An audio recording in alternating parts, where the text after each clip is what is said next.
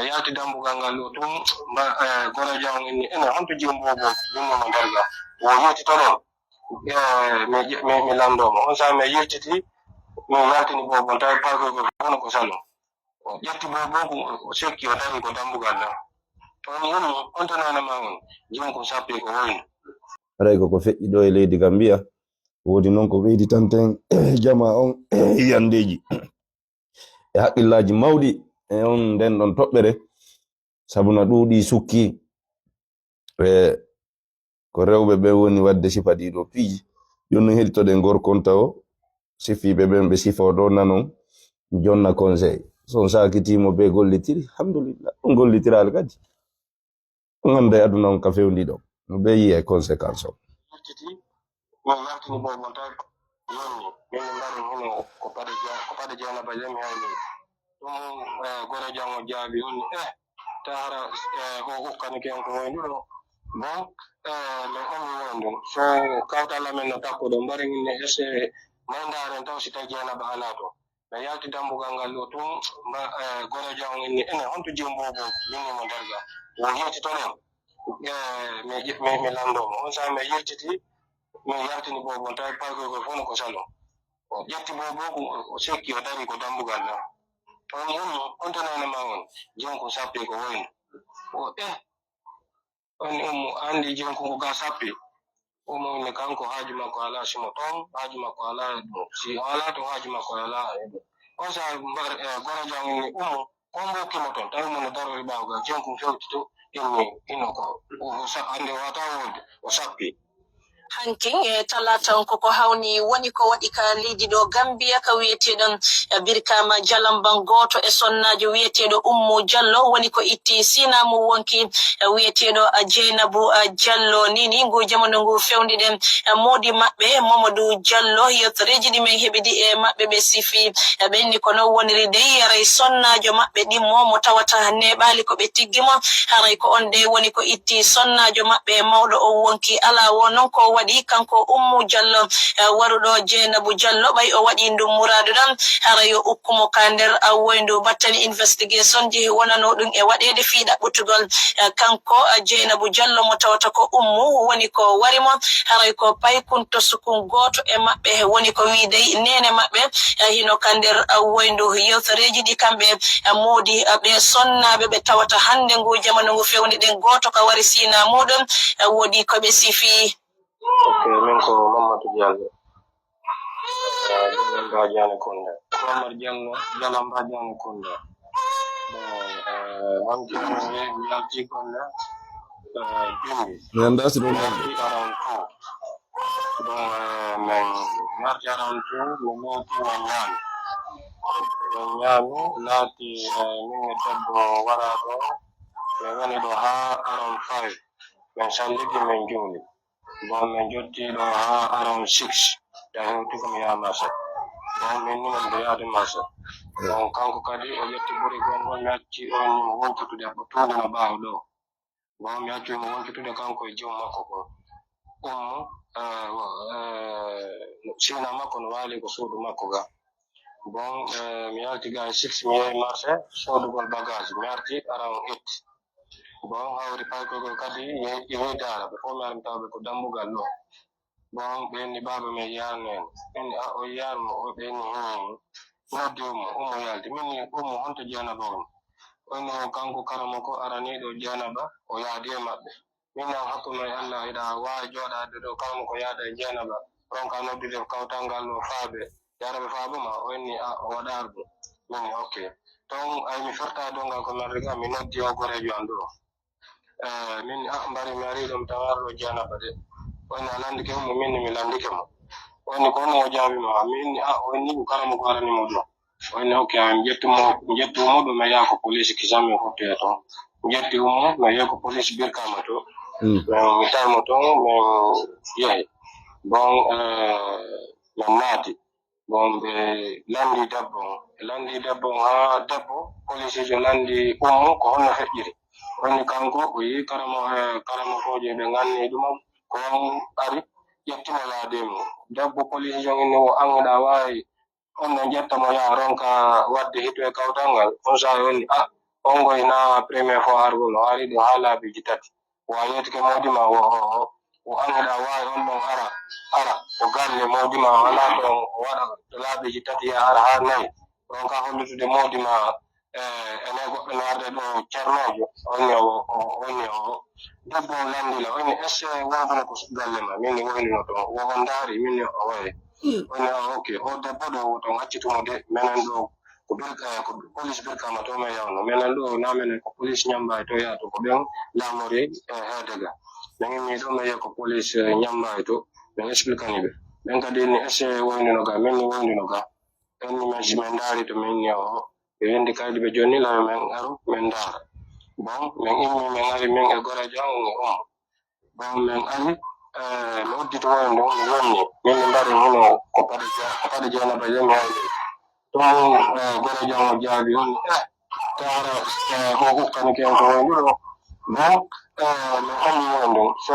kawtala men no takko ɗo mbari min ne esse mandaren taw si tawi jeenaba ala to ɓe yalti dambugal ngal ɗo tum gora jang inni ene honto jimbobo yummimo darga wo yirtitoɗen mi lamdomo on saa mi yirtiti mi yaltini bobo tawi parkoygo fono ko salon o ƴetti bobo o sekki o dari ko dambugal ɗa on yimmi on tananama on jonko sappi ko woyno o on ummo andi jonko ko ga sappi omoni kanko haaju makko ala simo toon haaju makko ala e ɗum si o ala to haaju makko ala e ɗum on saa gora jang inni ummo on hokkimo toon tawi mono darori ɓawga jonko fewtito inni ko andi wata wode o sappi bon min hommi woyndu mi yirtiti police ñamnayi min expliquani ɓe tigi tigi mi yiɗon paɗe jeenaba ɗen on saa ɓen on déplace auto enen police ɓe men garda mi yemi déplace auto minen police ɓe men garda bon ɓe udditi ɓe haɓɓiɗo rato ɓe naɓi laabi ɗiɗi min jawni tawi ɗuman naaki goɗɗo jaɓi naɓi harli ton ha raton ƴawnidi e makko ha dow min ɓenni hino mo nder ton ɓe acciti mo nder ton ɓe on mbi on saa ɓe noddi duwaɓe arde ɓen hooreɓe maɓɓe ɓen ɓen noon fof aro e on saa ɓe udditi woyndu ɓe ƴawnimo ɓe wallini ɗo ɓe waɗi golle maɓɓe ɗen bon ɓen wonnoɗo ha aron 12 to 11 bon min ɓe ɗum anni ɓe yaadi fure on minen ɓenni joni bimbi men yaha ko police ko noon feƴƴiri haray ɓe sonnaɓe moɗɗi ɗon ɓe wowi haɓude non ɓe wowa haɓude ko honɗum noon addi sabu ha ɗum ɗo wawi wonde ɓe wowa bon ko ɗo ɗum ɗo ko hanki mi fuɗɗi ko ɗum ɗo ko hanki mi fuɗɗi yeyde ɓe wowa yeyde hawre hakkunde maɓɓe nano mi tawri ni hanki hande ko ɗum min sunowo suno ɗo tigi tigi on ko waɗi ɗo tigi tigi waddeke na ko gila har ko kabila ɗo mi yasiga ɗum ɗo taw ko fuɗɗagol ɗum ɗo haray kanko sonnaɓe waɗɗu ɗum ɗo ko honno o wiyete fati ko kadi hono ɗum wiyeteɓe fo sukaɓe bon sonnajo fati ɗon mo jogi sukaɓe jaw bon sonnajo waɗɗon on ɗon ko sowiɗo ko hombo woni arano ko wara ɗon oɗa kanko neɓar ko tigi haray fay ko sampi ko duuɓi jolo o jogi won duuɓi ɗiɗi ko honno noon tori ɗum sécurité o bon tigi tigi sécurité on ko tori tigi tigi yoɓe jogomo ha ko laaɓi hetto anden ko laaɓi ko ɗum tori sécurité on bon fure on ɓe inni tigi tigi yomin artu ha janngo min heɗoɓe saɓe gani golle maɓɓe ɗe wo ko nodda men mi ko noon murandudu tawata nini hino ngalɗini jama on moƴƴa sonnaɓe ɗiɗo goto ka itti sina mum wonki wiyeteɗo Ummu Diallo ittuɗo sina mum wonki wiyeteɗo Jeinabu Diallo haraya kamɓe resɓe ɓe sonnaɓe ɗiɗo wiyeteɓe Mamadou Diallo e nder yewtere maɓɓe nden ɓe inni kamɓe de ɓe meeɗa humpitade kaɓe sonnaɓe maɓɓe ɗiɗo meeɗi haɓude kono soy hino yaltutude ley ton no wiyede haray ɓe sonnaɓe dey ɓe meeɗa hejjude benin kanko Jeynabou Diallo wara ɗon tigi haray toujours wullitoto e hoore moodi maɓɓe wiyade haray sina makko Ummu Diallo hino tampinimo ka galle to moƴƴa non kon noon ɓe wi haray gorko on tefata landota ko ni ngu jamanu ngu fewndi ɗe waɗi noon sababu ka kanko Jeynabou mo tawata haray ko wullitotoɗo inna sina makko Ummu Diallo hino wowi mo tampinde ka galle ton hande ngu jamanu ngu fewndi ɗen woni ko fati ko tawata haray ko kanko Ummu woni ko waɗi ndum muradu ɗon ni ngu jamanu ngu fewndi ɗen kompite ɗemen hendi ɗen jamme kise mom no salmini on mo be inde mum e yettore mum kala ka tolorɗo Allah ɓeydi jam ka ɓe ngureji ka ɓalli ka jawle menen meɗen e jam alhamdulillah leydi Fouta Jallo leydi dime leydi dina e ndima haray on yii ɓe on nani kadi e fi o polygamy ko wiyete ko resugol ɗiɗo ma tato ma nayo ɗum wona fi wonɗo wo bandiraɓe ɗum wona fi wonɗo wo yo sukaɓe ɗum na fi wonɗo wo yo worɓe on yetama piliye arnal ngal no landi d'abord cellal ɓandu cellal ko wiyete ngorgu no landi moyen financier no landi psychologie hakkille mawɗe timmude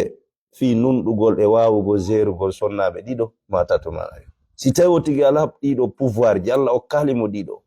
financièrement psychologiquement mentalement e cellal o ala droit natugol e polygamy e ɗo noon ko génération hulɓiniɗo wonde yaade hino wadde goy nebiral non ko goɗɗi waɗi baaƴugol wulɗe minen mi yika maison central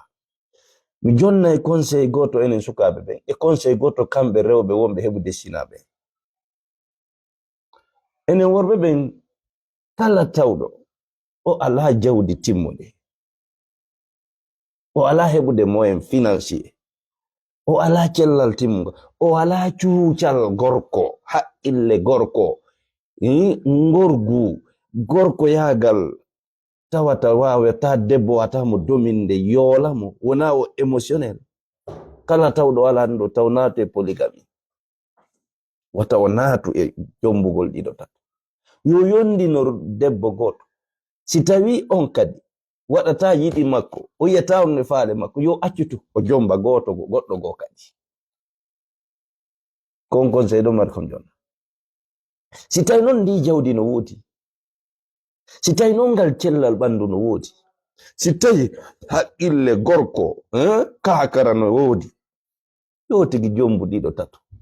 kono an kadi komi conseillete siɗa mari feere darnal ngol mo be quartier feere waɗanɓe ɗum mo be wonata tawata si ɓe yiiday koye jokkere enɗa ma haajuji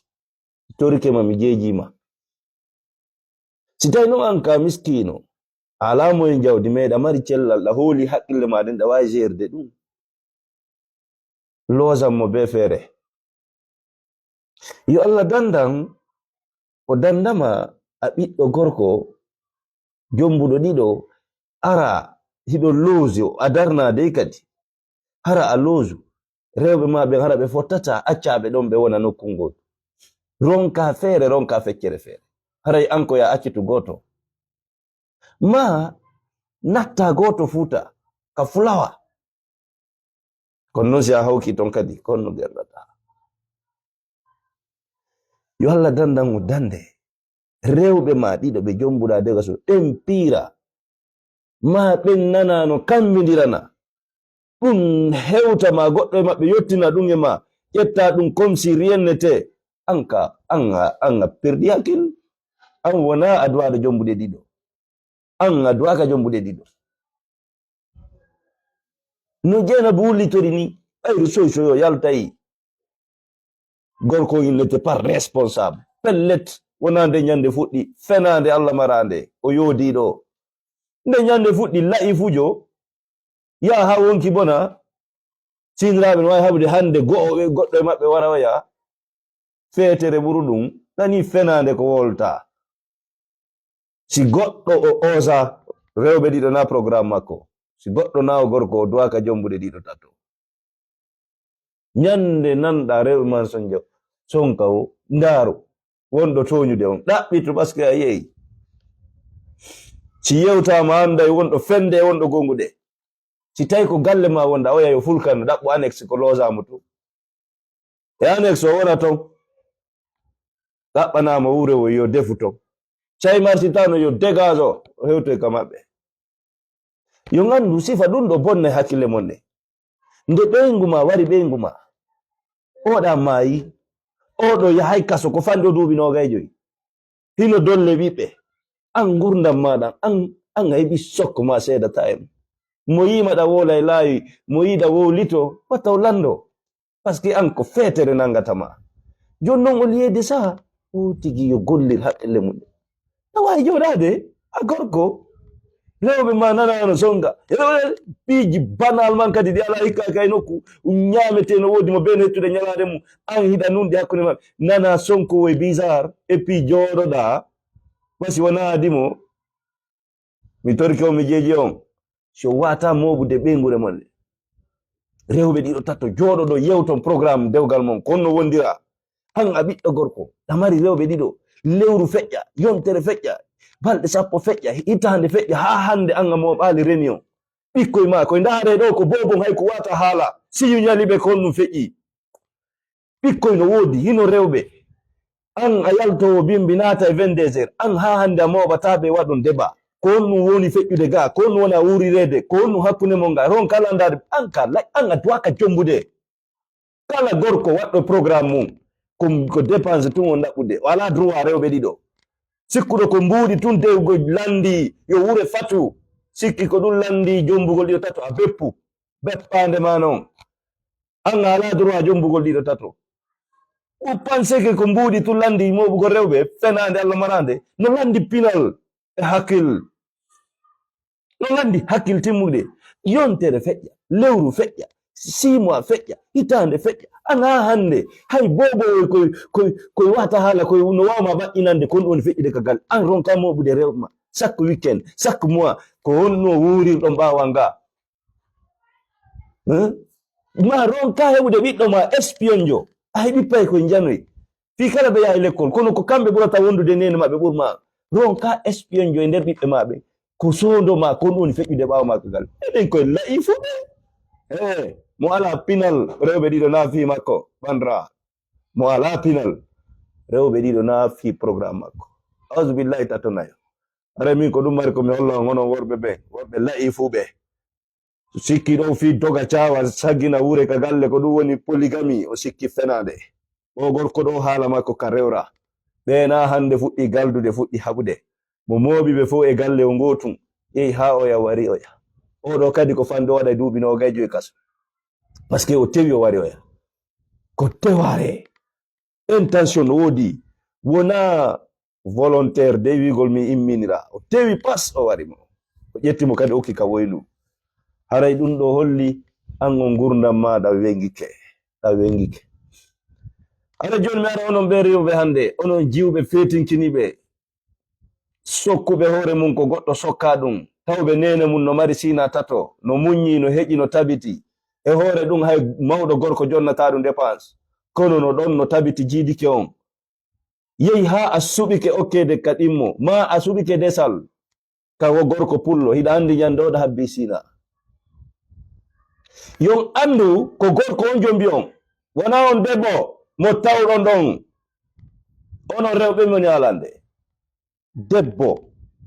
mo tawɗon ma tawɗo on e dewgal wona on debbo addi on non yo ɗum naatu en ngandi mon poma Aissatu ɗo ko min jombi mo addi si mi jomboyi goɗɗo mi addi wona Aissatu addi oɗo oɗa kadi wona kanko addi Aissatu ɗo ko min si a monanike Aissatu ko e an ittata si Aissatu monanike man ko min ittato onon rewɓe wonɓe marɗe sina kala tawɗo sina mum no wadde ɗum goɗɗum si a hirsay ko min hirsata si a hibbay wulɗan ko min hibbata si a waray ko min warata na ɓiɗɗo ɓe ɓende na mo mi jombo yon addidi iɗum famde ko on conseil mari kom joni on fop ko goro sappo addi on feppata ko min adduɗon on naadoto yiite mo min huɗaɗo adduɗon on so ukka yiite jahannama ko min. Yo donkano on goɗɗo emo memde sina mum, yo feppitanon ha lakaran fop mon onon tawɓe sina e ɗuma. Mo mema yo nangu modi mo sekidiramo ko jombi on addi, mo hibbay ulla modi makko, mo hirsayi modi makko, mo unay e boyli ko modi makko unata. Wona debbo sina makko de, on wi'ama waɗama hibbanama on o andano maayi ko min godi laifu wingi hollidiri on. Kala emo marɗo haqqille ñolɗe, haqqille bonɗe, waɗugol ko boni yo waɗu modi makko. Kon hollidiri mo e on debbo, yo donkano mon halakara memde sina mum, ma immo lorra sina mum, yo feppita non ko sina mum kon waɗi on. Ko onno sina mum bonni on, ko onno mo bonni on. Ko kanko yehi jombi gorko ngaddi ta fillano aduna, miɗen humpiti mi waɗi maison central mi yi'i golleji mon ni, wargol sindaɓe mum ɓe wulna wulɗam mbaƴa ɓe on laifu ɓe, raisonnement mon ko faylema. Sina ɗum sina mon ko onno wawi o wadde. Si a goɗɗo mi addiɗo rewɓe ɗiɗo mina addiɗo, est ce que ɓen rewɓe ɗiɗo ko goɗɗo e maɓɓe waɗi oya ko min woni responsable. Kala e mon tawɗo wata serde on programme ɗum ɗon heƴata e mum ko min o régilta compte makko no wiyemo min adduɗo ɗiɗo kala. Acce communique yo laifuɓe worɓe, acce moɓugol rewɓe ɓe nelaɗo maaki naqisol aql ko yimɓe ɗuytiɓe haqqil ko ɗuytoraɓe diina. Acce moɓugol ɓen, acca ɓen e nokkure bimbi e kikiɗe jamma e ñalorma lewru lebbi ɗiɗi tawata onon o ronka e débat familial. Ndaron ko honɗum e tokewoy woni to réglo bandiraɓe. Acce wattugo hoore mo dammi. Si tawi susata ko honɗum jomman ton, parce que ko angal cuucal. Si goɗɗo susali wadde débat famille hakkunde makko rew andu o osa wona o gorko. Onon rewɓe ɓen on fof mon saktanelan o vidéo ɓe yiyamo yo donkanamo min wi goɗɗo memde sina mum amari probléme min gorko adduɗo ma. Sinama waɗima ko mi waɗuma, sinama yennima ko min giɗo fulɓe ko min yennuma. Accu ha mewta teɓɓoɗa lankolon hoppa ɓanto tawa addude ɗo jiide on ko yennami mi sekete ande beebinalan siɗa wawi ha yona. Sina mari ñaagono gerda on ñama ɗon. Kon non yo donkano on ha lahara. Goɗɗo yennude sina mum, jabade sina mum, si sinama waɗima ko wahlanakima a habbotolan ha min mi ara. Si mi ari on va régler ça entre nous de. Gorko ko non wata, debbo kadi marɗo hakkil fof ko non wata. Debbo fop marɗo barki mawɓe mum o waɗanta hoore makko réaction e fe sina makko toujours ko modi makko habboto. Simi jombi goɗɗo mi watti Aissatu ɗo goɗɗum waɗi ga hakkunde maɓɓe mo be koyo habboran min, goto maɓɓe ala droit waɗangol hoore mum réaction. Kongol e kuugal, mi wi kongol e kuugal. Debbo dimo jaɓuɗo dewgal jaɓuɗo fi Allah o ala droit kongol e fe sina makko. Si waɗi ket parindagol ni wona debbo go parindike bulgimo ma sina makko waɗi goɗɗum ko min o habborta ha mi ara. Debbo waɗaɗo barki fop kono waɗirta réaction. Jamais mo poɗodira sina makko kongol jabodira e makko ko waɗi wo ko gorko on habboto. Ora tumen sina waɗila hunde ka noddemo min lannu ko honɗum mi waɗimo ko honɗum mi waɗimo. Yewtide moƴƴine arrangé, sino arrange si arrangetako ale yaho won yaha wonowo wona. Hara min ko ɗum mari komi holla on e ko feƴƴi e leydi hande Gambia hanki. Haray marɓe feere ɓen yo pottindin rewɓe ɓe, yo pottindinɓe. No wodi noon rewɓe buy kadi si ɓe sowike haray hakkille ɗen ora e few. Ɗum ɗon miɗo andi mi yi ɗum ka waɗi e nokkel woɓɓe rewɓe goo kaɓe sowi ɗon ɓe waɗa e dega. Haray ko ɓuri moƴƴude kon ko pottindirgol ɓe onon marɓe moye jiɓen ɓe woɗɗodira. Haray ko ɗum mi mari komi holla on e o vidéo. Salmini on, Allah ɓeydi jam, on jarama. Salamu aleykum.